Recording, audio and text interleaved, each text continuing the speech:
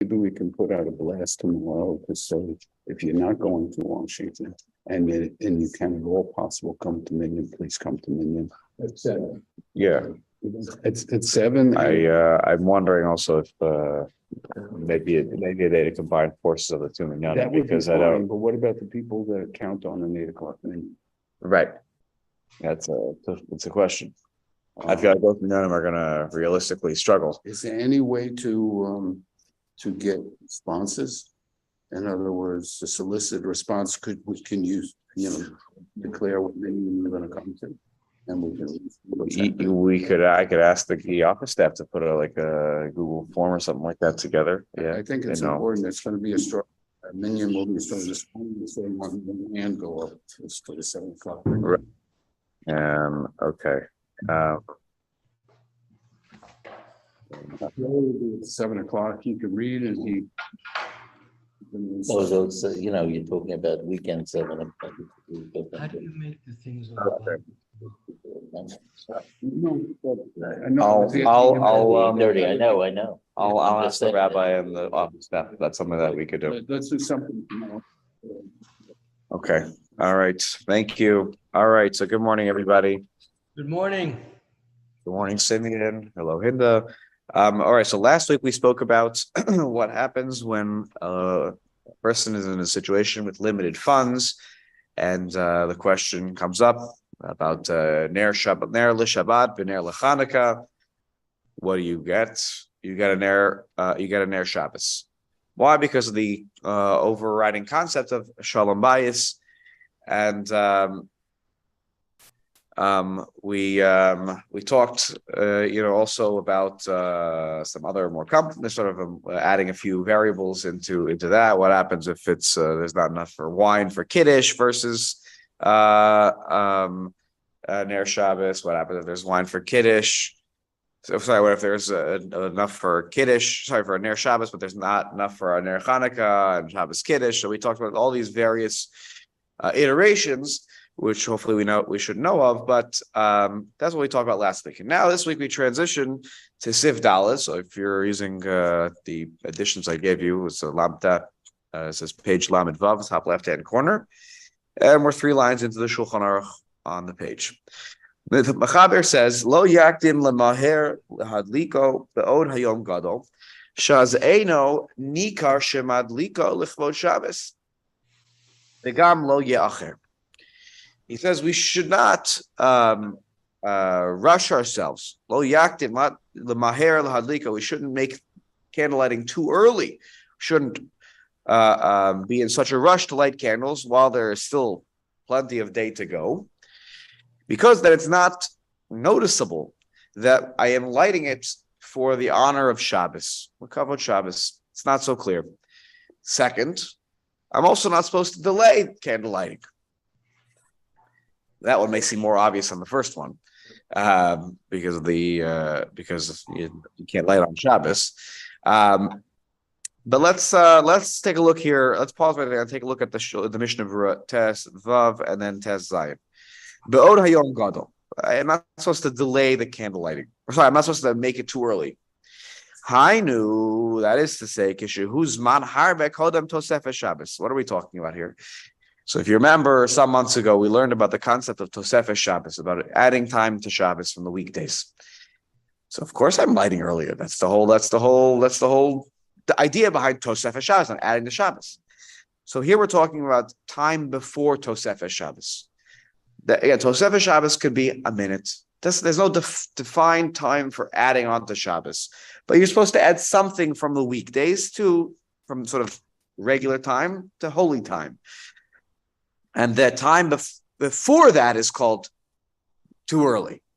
Uzman Tosefes Shabbos la Shulchan Aruch. What was Tosefes Shabbos according to the Shulchan Aruch? This is review for those who were here some months ago. Hu ma'at kodem sof hashkia. It's a little bit before the end of Shkia. So this is a reminder. Rabbeinu Tam had this concept that there's a beginning of Shkia and an end of Shkia, and this is what the Mechaber seems to follow, which is interesting because it's really a unique, singular opinion of Rabbeinu Tam that when the sun goes down, that's the beginning of Shkia, and Shkia really ends at a certain point when the sun goes below not just the horizon, but no more is there light coming over the horizon. And that's when it also was believed at that point that it had traveled below the rakia, it sort of went below the earth, right? So they enabled not just Rabbeinu Tam believed that the earth was flat, and then it would travel under the earth, and that's why it would come out the other side in the morning. But whose opinion is that like? That was Rabbeinu Tam's opinion. And those who follow about plug? What was that? Didn't we learn something about plug? Plug is a different calculation, though it does. Rabbeinu Tam's calculations will get, because if he holds that Shkia ends really at we'll call it Seder Kochavim or something like that, then you have to adjust the time of Plag HaMincha, because Plag HaMincha is always an hour and a quarter before the end of the day. It depends how you end by the end of the day. Do you say it's Shkia or do you say it's Seder Kochavim? We'll have to adjust the calculation. So it is a relevant point. It is a relevant point. Though I guess the truth is, though, that if you are consistent, that you keep the calculation from Alot HaShachar to Tzeit HaKochavim as one way to calculate the times, and then another person calculates it as the Vilna Gaon does from sunrise to sunset. Plag HaMincha should be the same time. The idea is that each person breaks it up in 12 equal parts. So it actually, I think, should work out that Plag HaMincha should be the same. You'll check my math. Anyways. Yeah, wouldn't the math be different when you do Shaul Zmaniot? Well, the idea is that each one will be Shaul Zmaniot, 12 Shaul Zmaniot, but an hour and a quarter in each case. Well, the hours for each one are different, but they're equally different for each hour. So I believe if you go back an hour and a quarter according to each calculation, you'll get to the exact same time of the day. You'll check my math, though. Please check make sure I'm not making things up.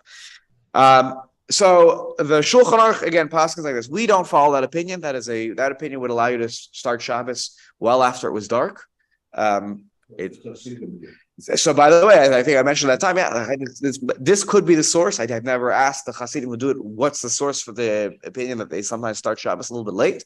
This would certainly lend its credence to that approach if they're following Rabbeinu Tam. They must be, right? They're not making it up from nowhere. Oh, they said as much as you. Okay, there you go. So we have verbal confirmation. Halacha fine. The ayin v'sim reish samachalaf. That was an earlier sim. Mishnah Berurah Katan Chav Gimel. The maskinan sham. The mi sheporish atzom imlach chatzisha al kapanim shlisha kodem mashkia ashrelo. Look, if you can separate yourself from your work at least 30 minutes before sunset, a third of an hour before sunset. That's 20 minutes before sunset. So ashrelo. How fortunate are you? You can get ready for Shabbos a little bit earlier than everybody else. We're working to the last second. Do Yotzei Bazeh Yedei Kol Rishonim, because then you also fulfill all the opinions of the Rishonim. There is an odd opinion of Rabbi Eliezer Remetz, who wrote the Sefer Yereim, who believed that Shabbos started 2 hours. That really the end of the day was 2 hours before sunset.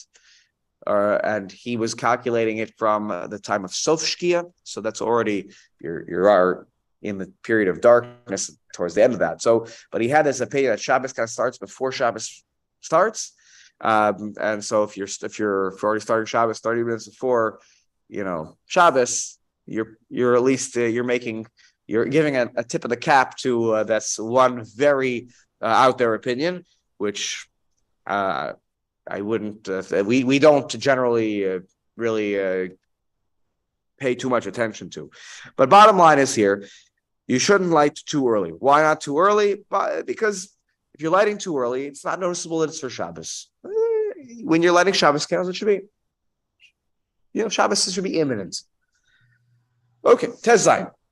I shouldn't delay. Hainu heicha shehu madlik b'tzimtzum b'sof zman hamutar. This is when you're lighting, but simsum b'sof zman hamutar. It's like, I'm counting the seconds until Shabbos at this point, but simsum, this is like, that's not the best time to light candles. Maybe some of us are guilty of that, but v'hatam mishum d'shema benkach ubenkach ya'acher hazman, because sometimes when you're running on the seconds, things can get away from you. particularly when there's you didn't have necessarily clocks so readily available, and we didn't know calculations at our homes to the second. So you can make a mistake and light on Shabbos by accident. Okay. By Leal B'Sim Samech Beis Katan Yud Aleph, where he talks about this as well. We talked about this, delaying and being very careful, and better to sit in the dark than to light candles on Shabbos. Okay. Let's go back up on top. We're on the fourth line of the Shulchan Aruch. V'im rotze lahadlik ner be'od hayom gadol u'lekabel alav Shabbos miyad. You want to light the Shabbos candles while there's still daylight. There's still plenty of daylight. And you want to accept Shabbos right away. Rashai, you're permitted to. No problem. You can accept Shabbos early. And that's not called lighting early, because I'm accepting Shabbos now. That's not called too early. One caveat, it has to be from earliest it could be is from Plag HaMincha and onwards. Plag HaMincha, as I mentioned before, is calculated as 10 3/4 hours into the day, or an hour and a quarter before sunset, adjusted for Sha'ud Zmaniot, for halachic timing. So in the summer, an hour and a quarter is a lot longer than 85 minutes. Okay, it's then 75 minutes, then 75 minutes. In the winter, it's shorter than 75 minutes. Yes, by the way, you should go back and check my math. So I didn't do a quick math there. Actually, when you give me the schedule for Shabbos, earliest candles. Earliest candles, yes.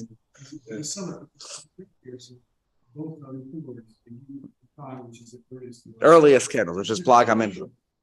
Right, and then when they schedule a davening, it's in a community where they daven around Plag HaMincha on a Friday night in the summer. So the mincha is obviously needs to be done before Plag HaMincha. So mincha will come first, and then the candle lighting time, in terms of just order of operation. Yes. Okay. Shahu Shah Ravia Kodem Halal. That's an hour and a quarter before nightfall. And here comes a controversial line. Obviously, the nightfall, is it night or is it shkia? Take a look. Yud Zayin, Yud Ches, and Yud Tes. Yud Zayin, he writes here,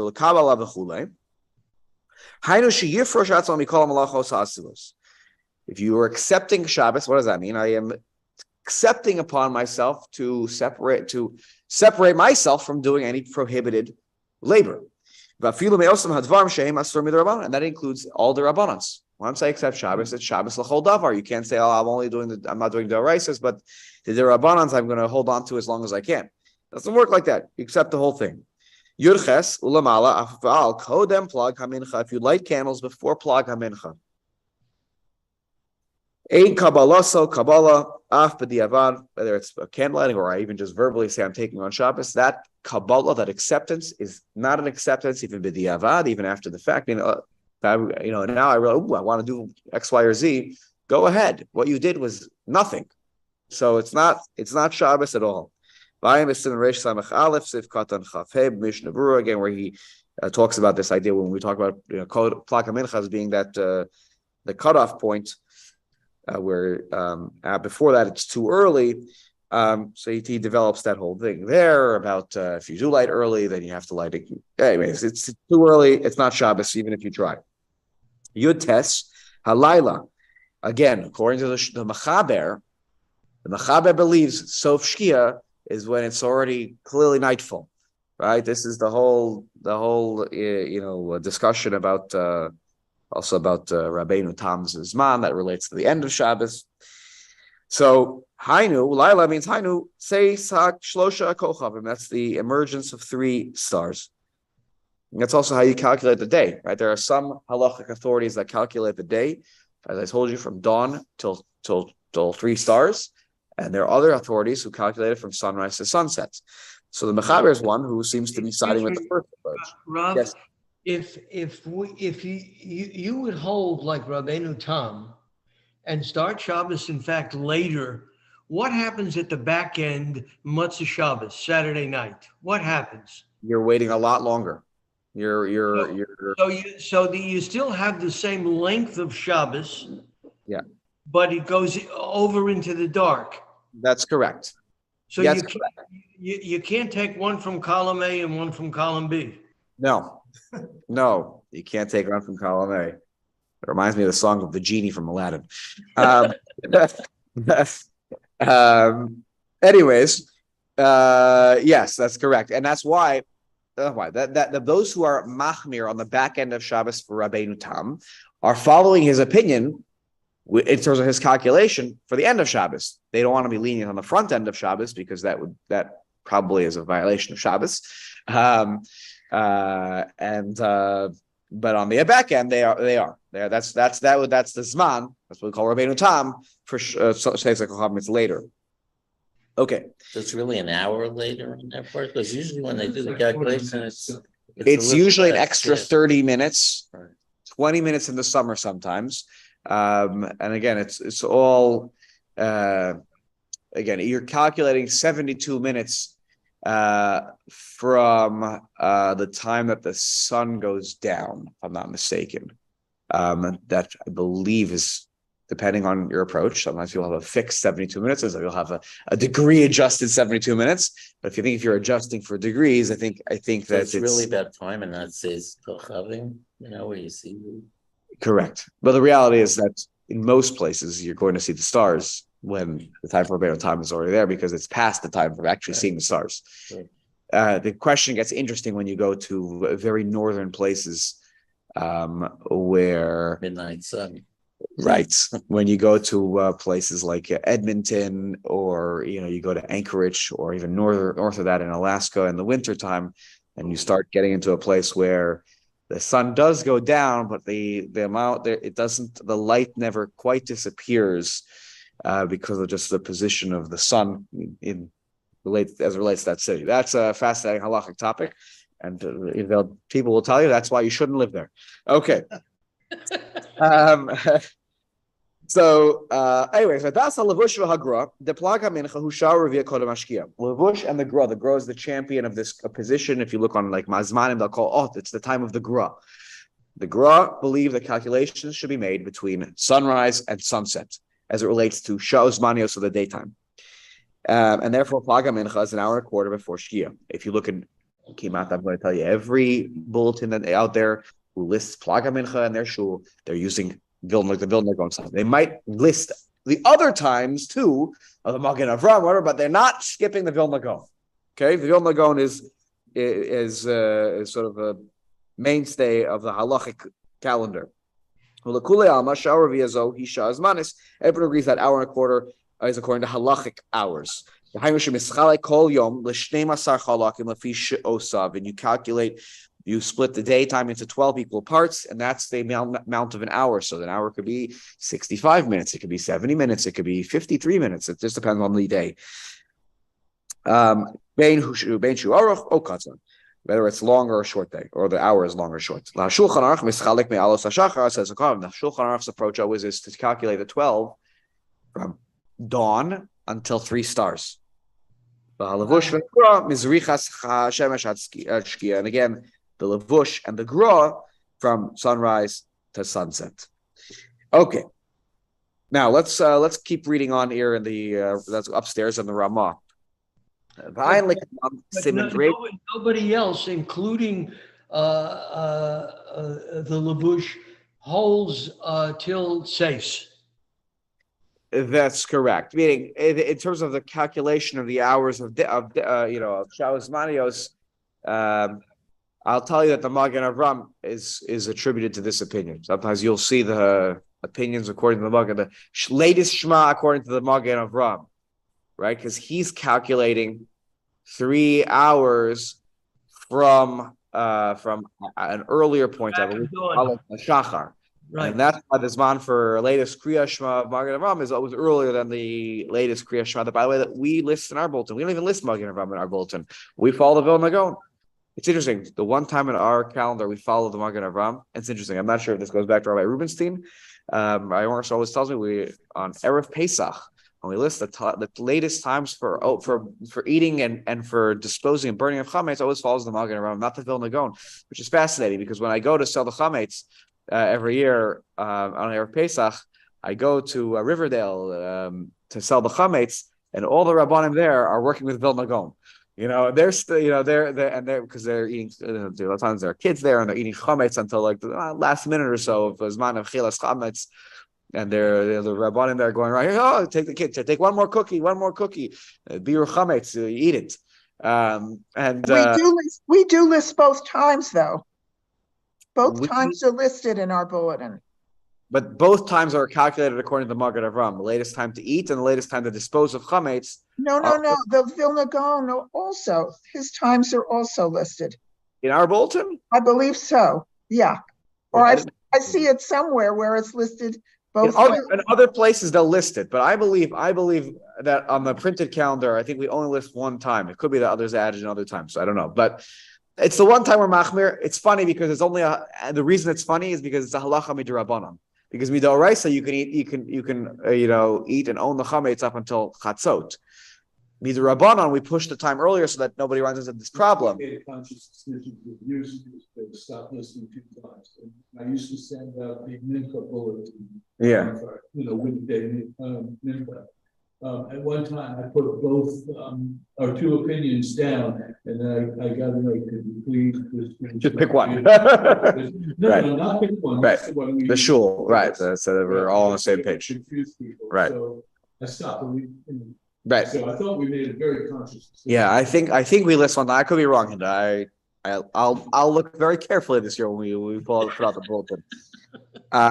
Okay, so he says, so if I am to come on Simon Reish Samach Zayin, so essentially the Reish Samach Zayin, where he talks about the dinim of tefillah on Erev Shabbos, we're very close to getting to like a lot of very interesting and very relevant and fun topics like tefillah and kiddush and all these things. And there again, you cannot daven mariv before Plag HaMincha. That's illegal. You can't do that, and that's for the same reason I can't accept Shabbos like a daven mariv. This wouldn't make sense. Now I got an interesting question. What if I light the candle for Shabbos? It's still daylight. So I lit it too early or I didn't light it for Shabbos. What should I do? He says you have to put the light out, relight it, l'tzarach Shabbos. Okay. Now look at the Mishnah Berurah. Mi ba'od hayom gadol. He says here, even if it's after Plag HaMincha, right? So I lit it at a time which was valid for Shabbos, meaning it's already close enough that I could have lit Shabbos candles. But I turned on the light for a different purpose. Okay, again, it's a little bit lost on us. We don't light candles in our house except for usually Shabbos, or maybe what's that candle called? Potpourri or whatever. Like we don't light candles, generally speaking. We don't. But in a time when they were lighting candles, so you light a candle because I need to see something. And but if it was lit for Shabbos purposes after Plag HaMincha, I said, I'm gonna light the candles, but I'm not yet ready for Shabbos, but I'm lighting the Shabbos candles. I don't need to extinguish the flame. After lechatchila I shouldn't do this. Shouldn't light the candles and not be ready for Shabbos. But if I did that, why shouldn't I? Because it's not clear that I'm lighting it. It's not clear to everybody. I know what my intentions are in my head, but it's not clear to everyone, right, why I'm doing it. So I should ideally not do that. When I light candles, I should be ready for Shabbos. But nonetheless, after the fact, it's permissible. I don't have to go through the extra strain of extinguishing the candle and lighting the candle again. I don't have to do that because it was lit at a time where I could light Shabbos candles. It was lit with the intention of being a Shabbos candle. And even though I didn't accept the Shabbos at that time, nonetheless, at that point, I can just simply leave the Shabbos candle on. Now, this is going to lead to... Wait a minute. Are you saying Okay. a bracha? Yeah. When are you saying your bracha? Okay, good. Bruce, now, okay, everyone brought this question. Well, when are you saying the bracha? Excellent. So this is a big problem. It's a big problem when you say the bracha. Okay, let's take a look here at I believe the Be'er Halacha talks about this very question. Because we've learned before that a bracha is made over li'asiyasan. The only reason that we light the candles first and then follow it immediately with the bracha is because the lighting of the candles after the bracha would then be problematic. That's correct. That is So- correct. So So let's, it's not going to be mechabe the nair and then relight it and make the bracha. I would say you have a problem. yes. So let's take a look here. I want to just see where I had seen this. I believe it would be Lam and Vav, but I'm trying to see if it was the Be'er Halacha or was one of my extra commentaries here who talked about the case of the bracha, because it would be a problem. It's not the next page. Yeah, bracha rishona levatala. Oh, is it the next? No. It's not the next one. The next one talks about the text of the bracha. Oh, no, you're right. Sorry. You're absolutely right. Let's keep going. We're going to get to this question in Hay. I'm sorry. In Hay, you're right. That's where I saw. I was preparing all this yesterday. It's just that we have to continue to read it in Hay.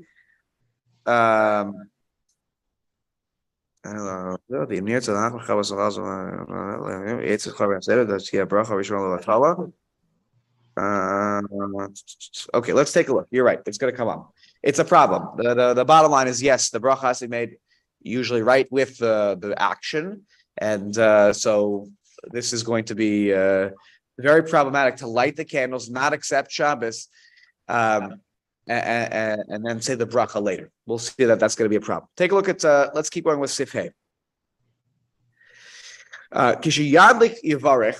This is hopefully Chazara for everybody. When you light, you make the following bracha. Baruch atah Hashem Elokeinu melech haolam asher kiddushanu mitzvotav v'tzivan lahadlik ner shel Shabbat. Now, I want everyone to appreciate now the text of the bracha. Why is it lahadlik ner and not lahadlik neros shel Shabbos? The reason, take a look at Chaf Beis. We'll skip the Chaf Aleph for a second. Just take a look at Chaf Beis in the Mishnah Berurah, and then we'll go back. Lahadlik ner. But if you look at Shemadlik kama neros, even if you light many candles, Tov Yoser Sheyomar Ner. Better to say Ner, singular, Ki Ikar HaChiyuv Hu Ner Echad, because the essential mitzvah is really one candle. And therefore, we don't want to confuse what is the mitzvah and what is a minhag. We only say Lahadlik Ner Shel Shabbos, and then we light the candles, even though the mitzvah really only at its core is one. Okay, so now you hopefully understand that. That's correct. We had to, yes, it was really to exercise our Shulchan Aruch brains. Yes, yes.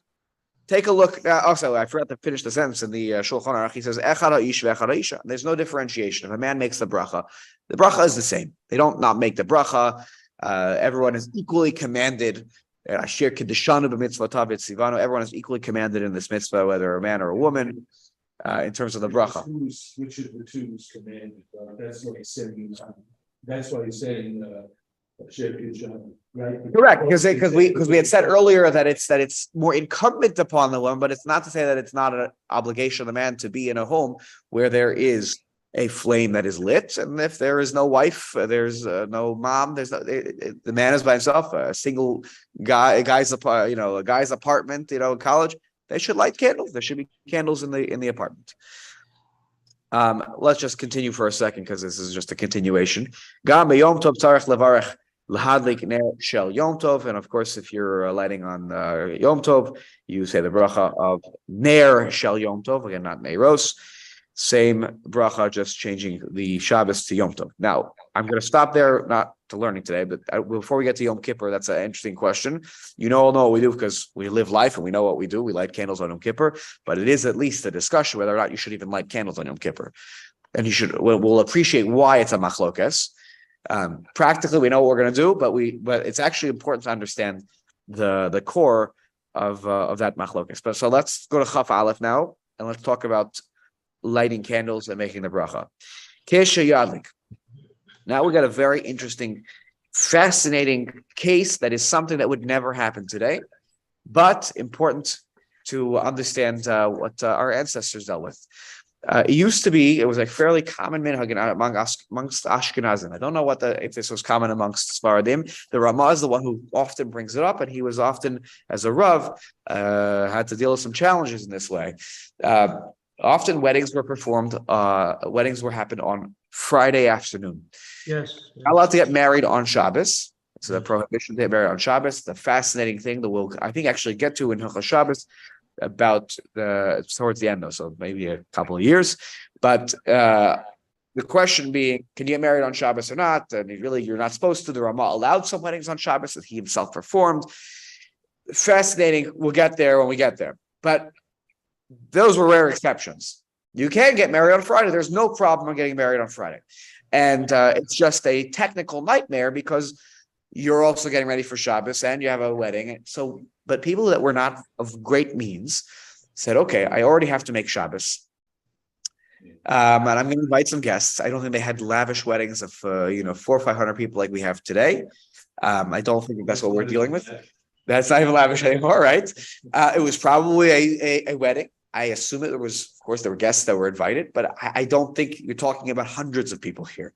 So in order to save funds, you combined the wedding reception as your Friday night meal. So they would get married before Shabbos, and then they would have a meal on Friday. So now imagine you're a guest going to one of these weddings.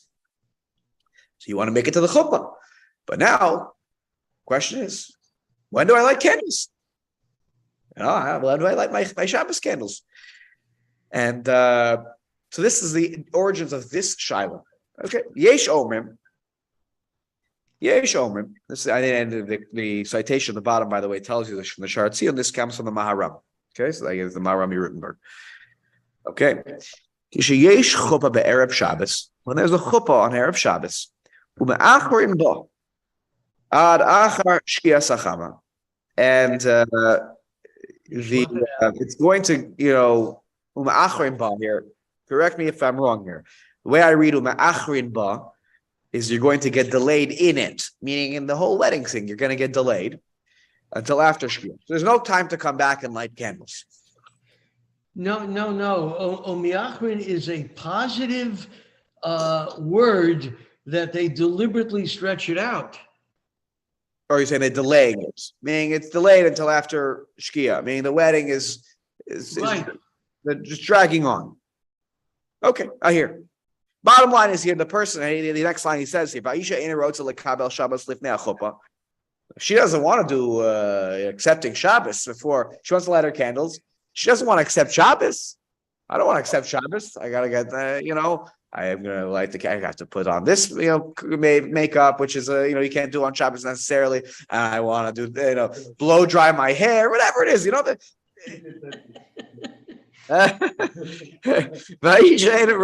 right. She's like, I need to do a few things. We're about to go out the door. I don't light the candles, but I also don't want to box myself in that if suddenly I need to touch up my makeup or I need to do this before I walk out the door. I don't want to be restricted. Okay.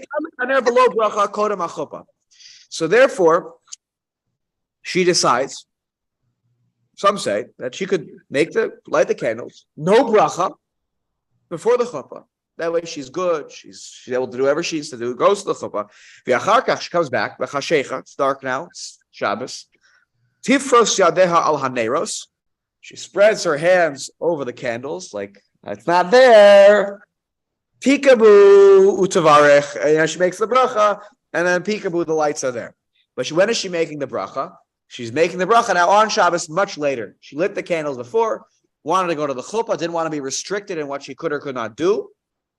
Comes back, it's now Shabbos, and she didn't light.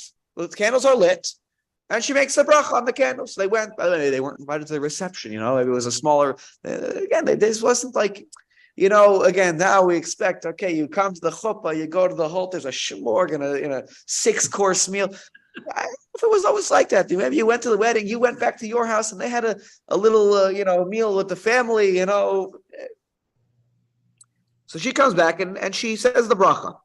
Oh, because you are dying ben hashmashos, or she gets back and it's ben hashmashos. So it's twilight. It's not fully after Tzeitzah Kochavim. Now it's Shabbos at that point, but certain Durabonans are allowed ben hashmashos l'tzorach mitzvah, and it's after the chuppah. So Tomar la'eno Yehudi lahadlik. Tell your non-Jewish neighbor, can you come over and light a candle for me? The logozer al shvus bein hashmashos l'tzorch mitzvah. Oh, yes. We said that you're not. There is no decree against rabbinic violations bein hashmashos when there's a need for a mitzvah. Asking a non-Jew to do something is a rabbinic problem. So I ask the non-Jew to light the candle, and I make the bracha. We learn that rule that there's no decree against rabbinic prohibitions when there's a need, or when there's a mitzvah need, bein hashmashos, and she'll make the hitvarech, and she'll make the bracha. So there's an opinion that exists to such an effect. That important that they shouldn't not just skip it before they ask the guy to Right. lie to, unless you tell them, okay, maybe it's so dark, you need to read something here. Right. No, you tell them, I need a candle. That's all I need. A candle. Right. Yeah, a different excuse. Right. Right, but they have to get someone off. Can't they just light the candle because they would like when they come back? It's already shot. No, before they leave for the wedding. Light the candle, just not Shabbos, they're looking, and then light the Shabbos candle for a bracha at the side of the. But they're not really staying there to eat. That's what I think that they're coming home here. I think so. I don't know. We have BJ. What do you think? I've never heard this. I mean, no, I have heard of it, but not in this Spartan context. And that doesn't mean it wasn't done. I've Right. never heard. Right. But Simeon, you used to talk about it. Yeah. You want to weigh in a little more, Simeon, on what historically used to happen here?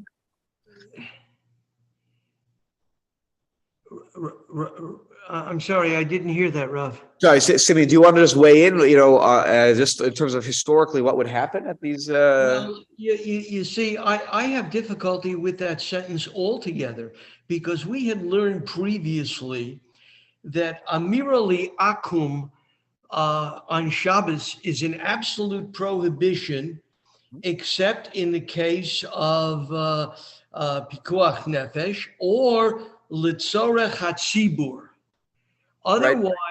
Otherwise, to rely on that lechatchila is an absolute prohibition. So, but this is Beit Hashmashos, right? This is with the twilight window between Shkia and Tzeis. Once it's dark, you're right. There's this extra heter doesn't apply.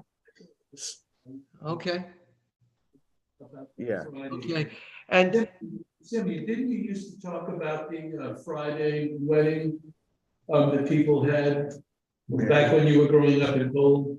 yes, for the very reason that poor people couldn't make two Sudot, and they would rely on Sudas Shabbos to be also the Sudas Mitzvah. Right. But I don't think, again, you have to think contextually here. They were poor. I can't imagine that suddenly they were pulling out a meal for 100 people here. I imagine that probably people came for the chuppah, they came to celebrate with the family.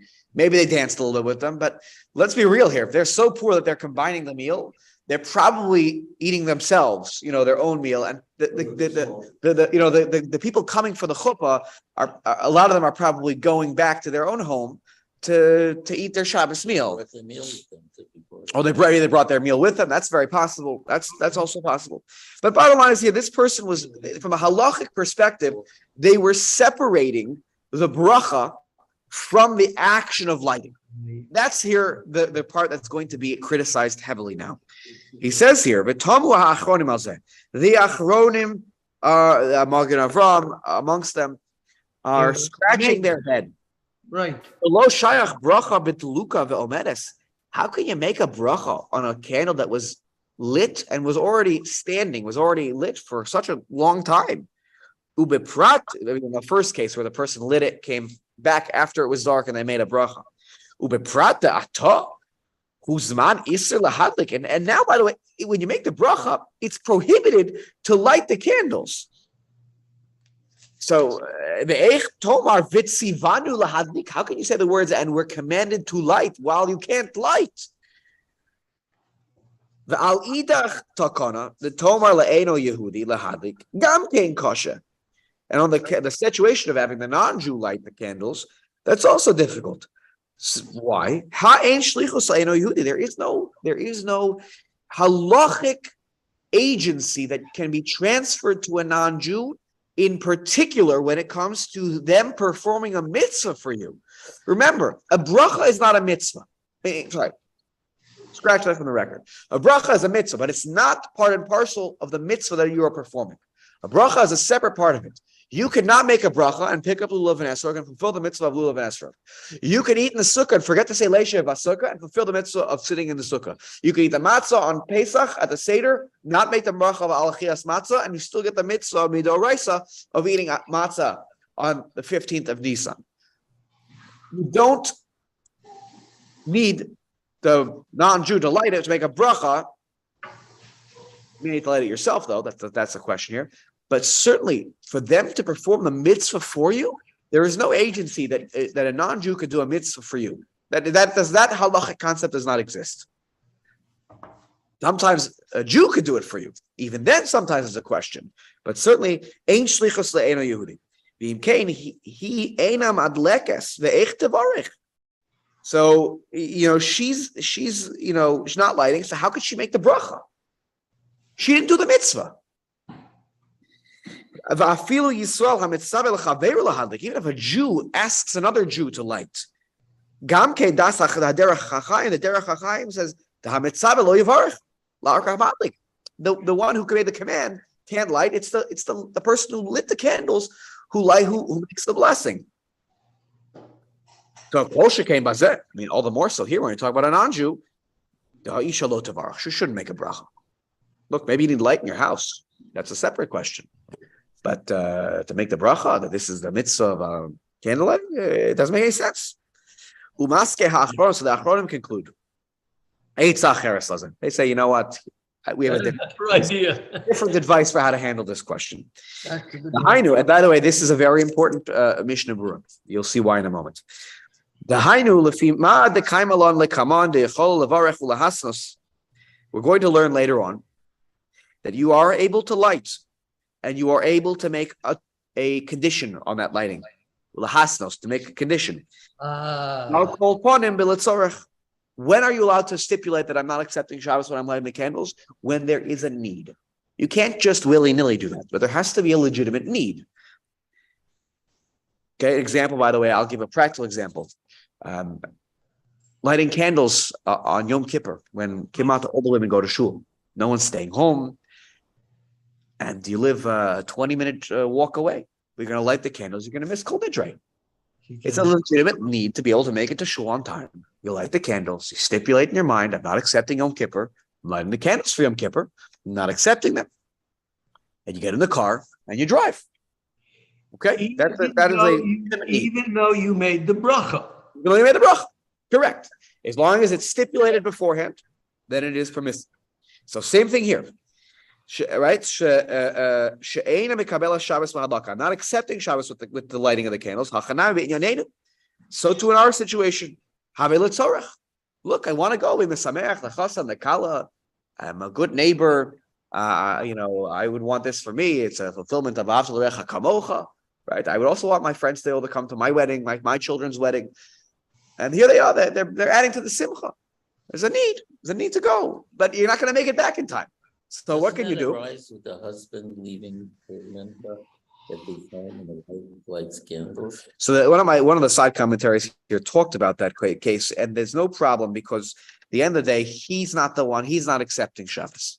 That's the whole point. He's not accepting Shabbos. Right, correct. And that almost is an unwritten. I know in my house that's an unwritten rule. Like I'm driving to shul every Friday night. That's the reality. I don't. It's at this point there are no stipulations needed. I think that there's an understanding.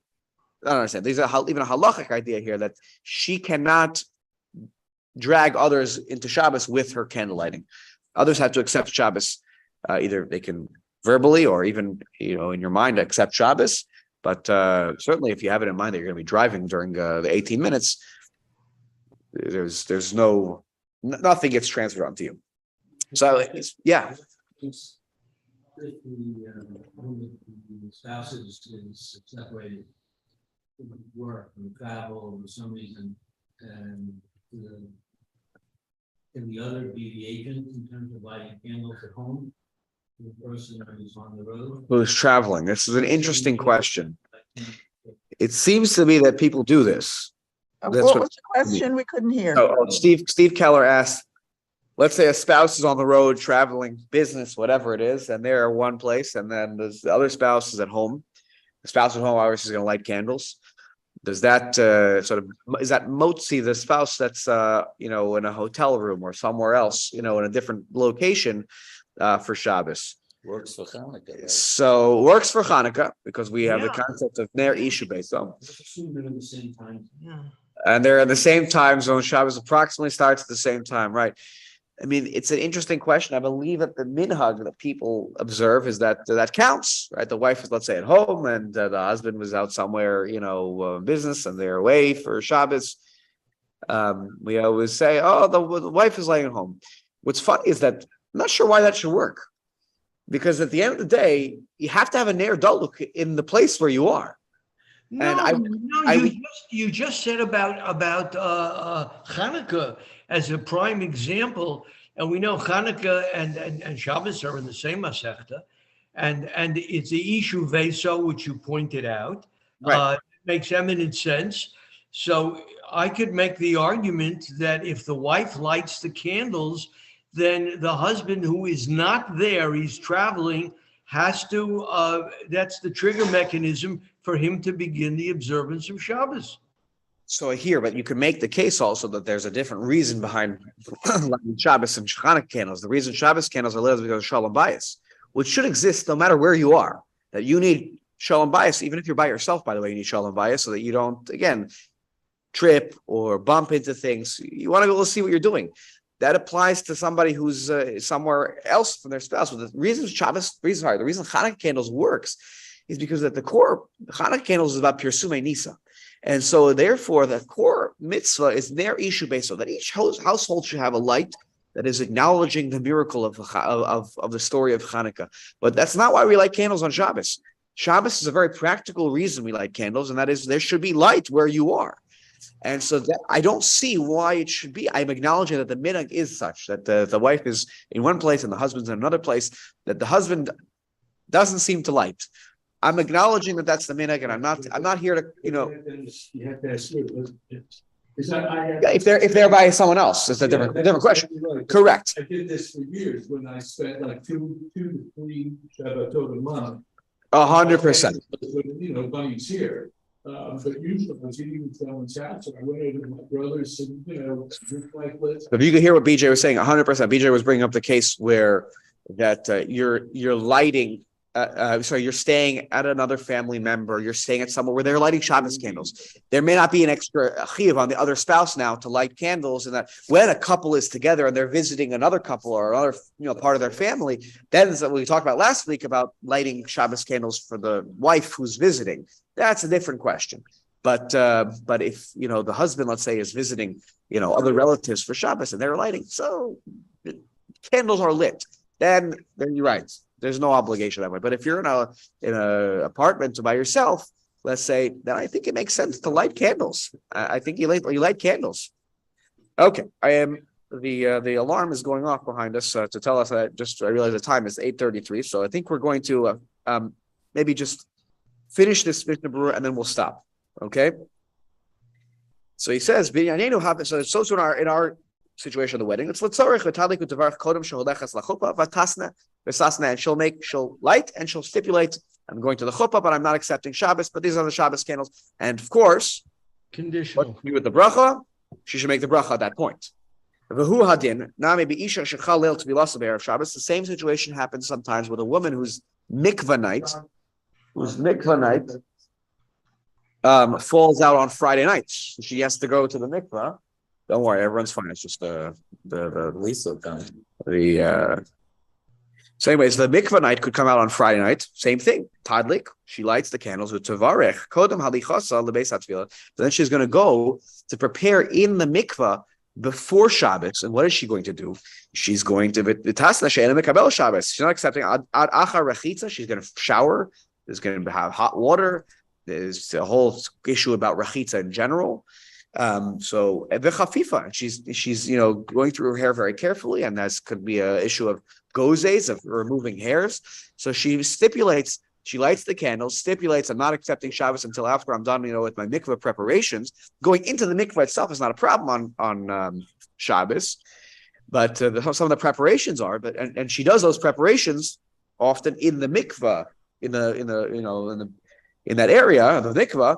So she's lighting and then doing her prep, and then Shabbos starts, and then afterwards she'll go into the mikveh when the time comes. So same thing there. That's let's go. And that's why she can light and not and make a stipulation. Yes.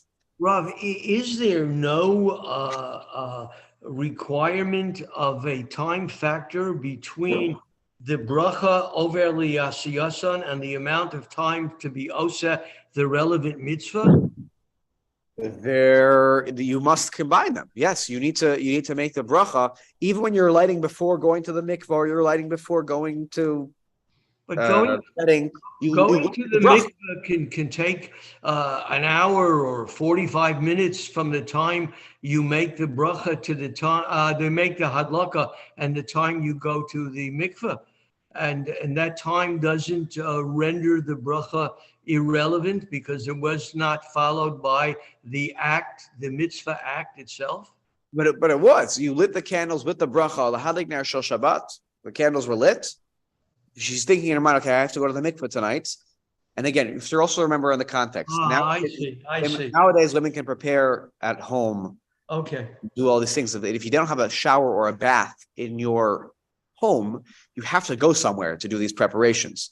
So whether that was the mikveh facility that they had in those days, or was the bathhouse, more likely, you were going to the bathhouse. And then from the bathhouse, you were going to go to the mikveh. Okay. It's a big schlep, by the way, but that's the reality. They weren't preparing in their home.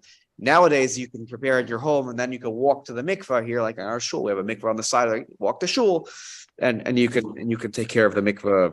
You're going to the mikveh that way. Okay. We will pause here. We will talk next time about the question of over le'asiyasan, which Simeon is bringing up. That is going to become an explicit discussion about this whole thing about lighting out of order, right? You should usually make more sense to make the bracha and then light, but we light and then make the bracha. And why do we do this thing where we cover our eyes? Actually, we'll see that it seems from the halachic descriptions that at least originally the minhag was to cover the candles and not the eyes, and then make the bracha. So we'll talk about that. And we'll have a discussion about Yom Kippur, because Yom Kippur at least was a machlokas, and where that machlokas comes from, why we follow what we do. Okay, take care. Yeah, Have a wonderful. Thank you.